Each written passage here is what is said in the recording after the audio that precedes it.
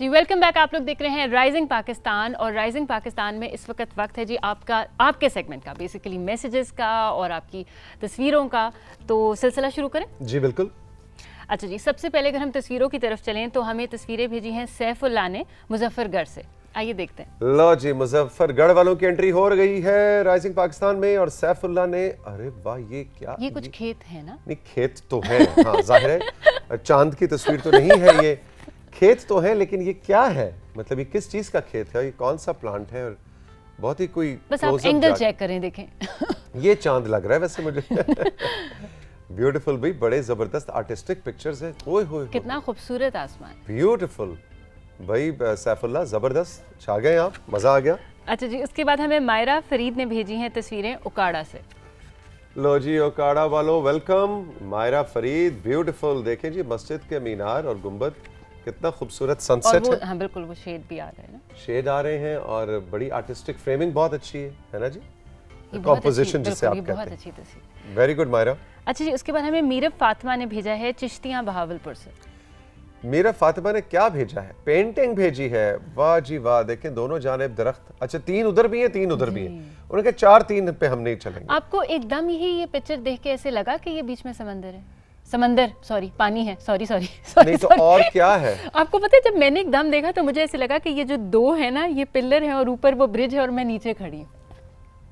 क्या क्या क्या, एक सेकंड फातिमा, ये साइंस मेरे ऊपर से गुजर गई, क्या कह रही हो? मुझे ऐसे लगा कि मैं यहाँ पे, मैं नीचे खड़ी हूँ और मुझे ऊपर से ये नजर आ रहा है, ठीक है, और ये जो ऊपर वो जो है ना आगे कोना, ये बहुत मैंने अजीब सी बात की, लेकिन ये है। अब इस तरह का अगर मसला हो तो किस डॉक्टर के पास भेजा जाए, वो डॉक्टर भी अभी इजाद नहीं हुआ। ऐसे तो मत करें भाई बहुत अच्छी पिक्चर थी, वाह जी वाह। ये देखें जी रुशना और फातिमा जो है ये झूला झूल रही है, हाँ एग्जैक्टली, ब्यूटीफुल, वेरी नाइस। अच्छा दरख्त का तना बड़ा ही आर्टिस्टिक है भाई, ऊपर के वो देखे ना, बहुत अच्छे भी, जबरदस्त। अच्छा जी, उसके बाद हमें आसमा फजल ने तस्वीरें भेजी हैं मियाँ वाली से।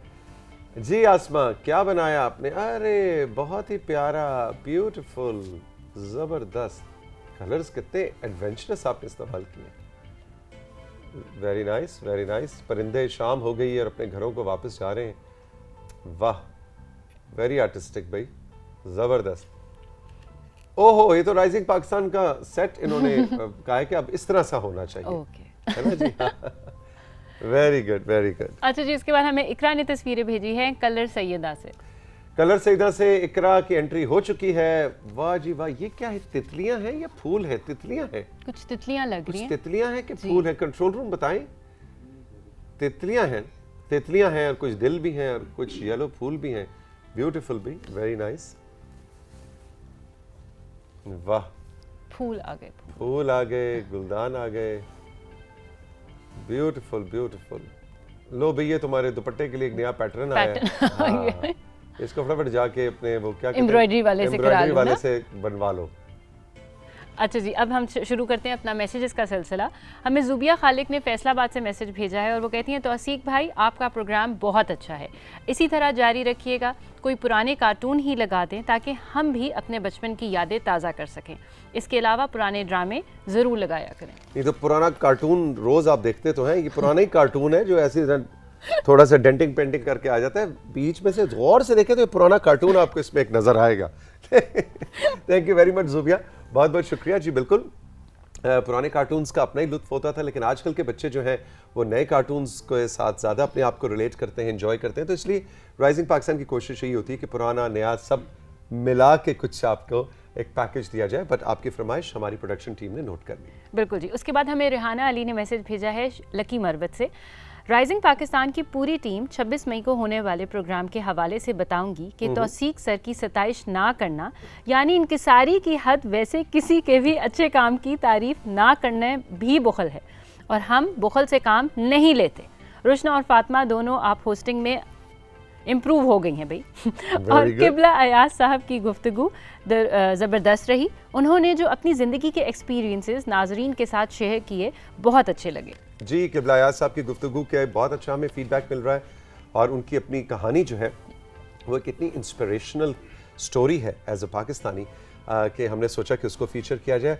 आपको उनकी गुफ्तगू पसंद आई, बहुत बहुत शुक्रिया। जी हाँ बिल्कुल, रुशना और फातिमा बहुत मज़े का काम कर रही हैं। और वो जो आपने बात की कि सताइश पे पाबंदी जो मैंने लगाई है, असल में देखें, बात यह है कि तारीफ किसको बुरी लगती है, सबको अच्छी लगती है और तारीफ करनी भी चाहिए, दिल खोल कर करनी चाहिए, इससे दूसरे का मूड भी अच्छा होता है, उसका खून बढ़ता है। लेकिन मैंने जो पाबंदी लगा रखी है वो ये है कि बस सिर्फ ये कि तौसीक भाई आप बहुत अच्छे लग रहे हैं, फातिमा आपी आपका ड्रेस बहुत अच्छा है, तौसीक भाई वो सिर्फ तारीफें तारीफें तारीफें, उसमें फिर जिसको कहते हैं जवाब तलब बात कोई नहीं होती। इसलिए हमने जरा पाबंदी लगा रखी है कि सिर्फ तारीफों वाले मैसेजेस ना करें। हम बहुत अच्छे हम चाह रहे हैं अब उसे सिलसिला थोड़ा आगे बढ़े, हमें पता है हम बहुत अच्छे हमें पता है हम बहुत अच्छे हमें तारीफ लेकिन कोई ऐसा कमेंट हो, कोई ऐसा सवाल हो, कोई ऐसी बात हो जिससे कुछ बात जनरेट हो सके, इसलिए हमने तारीफों पे जरा पाबंदी लगाई थी। वरना आपका बहुत बहुत शुक्रिया, आपको प्रोग्राम पसंद आता है, थैंक यू वेरी मच जी। अच्छा जी, उसके बाद हमें नायला सुल्तान ने मैसेज भेजा है लकी मरवत से और वो कहती है $1 मिलियन एडवाइस बहुत पसंद आई, मैं खुद भी कभी कभी आरामदेह आदतें छोड़ देती हूँ और बच्चों को भी ऐसा करने का मशवरा देती हूँ। Very good. एसी का कमरा छोड़कर बाहर सहन में चारपाई पर पेडिस्टल फैन लगाकर सो जाती हूँ। ये चीज मेरे लिए तो आसान है क्योंकि हम बचपन में भी इसी तरह सहन में सोते थे, लेकिन साथ में बच्चों को भी आदत डलवा रही हूँ। Very good. क्योंकि अगर कहीं ऐसी जगह सोना पड़े जहाँ एसी ना हो तो उनको बहुत बाहर जाके सहन में प्रॉब्लम होगी और बर्फ़ का पानी की जगह उन्हें मिट्टी के मटके का पानी भी पिलवाती हूँ। भाई वाह वाह, thank you very much Naila Sultana lucky Marwat से। नायला बहुत अच्छा आपका मैसेज है और बिल्कुल यही मैंने उस दिन $1 मिलियन एडवाइस भी दी थी कि आप अपने कंफर्ट जोन से निकलकर जिंदगी में चीज़ें एक्सपीरियंस करनी शुरू करें। बिस्तर आरामदेह होने के बावजूद, तकिया नर्म होने और आपका कंफर्टेबल तकिया होने के बावजूद किसी दिन फर्श पे सोने की कोशिश करें, सोएं। पंखा है, बिजली है, एसी है, बिल्कुल ठीक, लेकिन आधा पौना घंटा बगैर एसी के भी जिंदगी गुजारने की कोशिश करें। मैंने देखा है कि लोगों के लिए बड़ा अनकंफर्टेबल हो जाता है। बिल्कुल बिल्कुल नहीं, और इनकी अच्छी देखें बात यह है कि ये खुद भी कर रही हैं और बच्चों को भी आदत डाल रही हैं, which is very important. Exactly Naila, thank you very much. अच्छा जी, मरियम ने हमें मैसेज किया है लैया से और वो कह रही हैं सुबह बखैर राइजिंग टीम, हफ्ते के 5 दिन हम आपके साथ होते हैं। मैं 10th क्लास की तलबा हूँ, आजकल इम्तहान देकर फारिग हुई हूँ और बाकायदगी के साथ अभी भी सुबह जल्दी उठ जाती हूँ। अम्मी के किचन में काम करते हुए हाथ भी बटाती हूँ। मरियम, आप 10वीं जमात की तालिबा हैं, बहुत बहुत शुक्रिया, आपने हमारे प्रोग्राम में शमूलियत इख्तियार की और बहुत बहुत शुक्रिया इस बात का कि आप अम्मी का हाथ भी बटाती हैं। वेरी गुड, ये बहुत ज़रूरी है ना, अम्मी का काम में हाथ बटाना। हाँ। मैं करती हूँ, आप मुझे ऐसे देख रहे हैं, मुझे पता है अभी आप पूछेंगे फातिमा तुम करती हो। नहीं, मेरे पूछने की जरूरत ही नहीं जिसे कहते हैं चोर की दाढ़ी में तिनका, वो मुझे खुद से ऐसे ही- लगा अभी आप बोलेंगे तुम नहीं, करती नहीं। हो। मैं तो मुड़ के देख रहा था कि मरियम आप जैसी एक और खातून को भी मैं जानता हूँ जिनका नाम फातिमा है और ये भी घर के काम बड़े शौक से करती है। मैं तो तारीफ करने लगा था। देखिए मेरी बात चोर है, की दाढ़ी में तिनका। शौक की बात तो ना करें पर मैं करती हूँ। अच्छा जी, खत्म हुआ हमारा मैसेजेस का सिलसिला। सेगमेंट। अब हम आपको लेकर चलेंगे कराची, जहां पे शाहरुख नदीम हमारे साथ मौजूद होंगे और देखें तो कि आज हमारे किताब बीनी के इस सेगमेंट में वो कौन सी 2 कुतुब आपको रेकमेंड करने जा रहे हैं। जी शाहरुख। अस्सलामुअलैकुम and good morning my dear friends, कैसे हैं आप लोग सब? I hope all of you are doing great. दोस्तों, जरा थोड़ी देर के लिए अपनी आंखें बंद करें और इस बात का गुमान करें कि आप लोग साल 2050 में पहुंच चुके हैं। हर तरफ आपको फ्लाइंग कार्स नजर आ रही हैं, रोबोट्स रेस्टोरेंट्स में खाना सर्व कर रहे हैं। आपका एक रिश्तेदार कल ही मार्स पे 6 महीने रहकर वापस आया है। डॉक्टर्स की बजाय मशीनरी इंसानों का ऑपरेशन कर रही है ना दिल दहला देने वाला फ्यूचर। अब जरा वापस आ जाए। देखें दोस्तों, ये जो मंजर मैंने आपको दिखाया ये इनएविटेबल है। इसका मतलब ये है कि ये होके ही रहेगा। लेकिन सवाल ये बनता है कि क्या हम इस टेक्नोलॉजिकल एडवांसमेंट के लिए तैयार हैं? टेक्नोलॉजी के साथ आएंगे पॉलिटिकल, कल्चरल और social challenges. Are we prepared for it? अगर आप इस होश उड़ा देने वाले फ्यूचर के बारे में जानना चाहते हैं तो मैं आपको युवाल नोआ हरारी की ये किताब 21 lessons for the 21st century जरूर रेकमेंड करना चाहूंगा। It's one fascinating read. ये किताब वाकई में माइंड ब्लोइंग है। इसके जरिए आपको अंदाजा होगा कि फ्यूचर में क्या होने वाला है। वैसे तो इसमें बेतहाशा नॉलेज है, लेकिन मैंने इसमें से 3 ऐसे पॉइंट सेलेक्ट किए हैं जो मैं आपके साथ डिस्कस करना चाहूंगा, जिसमें सबसे पहला है हूएवर ओन्स डेटा विन्स। जिस तरह दोस्तों पुराने और आज के वक्तों में ऑयल की इंपॉर्टेंस है ना, इसी तरह फ्यूचर में डेटा की होगी। जिसके पास डेटा होगा वही उस दौर का राजा होगा। क्योंकि उस डेटा से इंसानों को मैनिपुलेट किया जा सकता है। हमारी बाइंग हैबिट्स, हमारी शख्सियत, हमारी पर्सनैलिटी पे कंट्रोल हासिल किया जा सकता है। दूसरा बड़ा ही इंटरेस्टिंग पॉइंट है जिसमें हरारी कहता है कि we don't know, we just think we do. यानी कि हमें लगता है कि हमने बहुत कुछ अचीव कर लिया है, हमने बहुत कुछ एक्सप्लोर कर लिया है, इन्वेंट कर लिया है, डिस्कवर कर लिया है, लेकिन आज भी बहुत कुछ करना बाकी है। और तीसरा है इसमें मेरा सबसे favourite point, schools need to start teaching us how to think, not what to think. वाह वाह, क्या ही कमाल की बात है। यानी कि स्कूलों के अंदर बच्चों के अंदर क्यूरियोसिटी पैदा करनी चाहिए, एक तजस्सुस पैदा करना चाहिए, इमेजिनेटिव पावर को बूस्ट करना चाहिए, बजाय इसके कि सबको एक ही तरह से पढ़ाया जाए।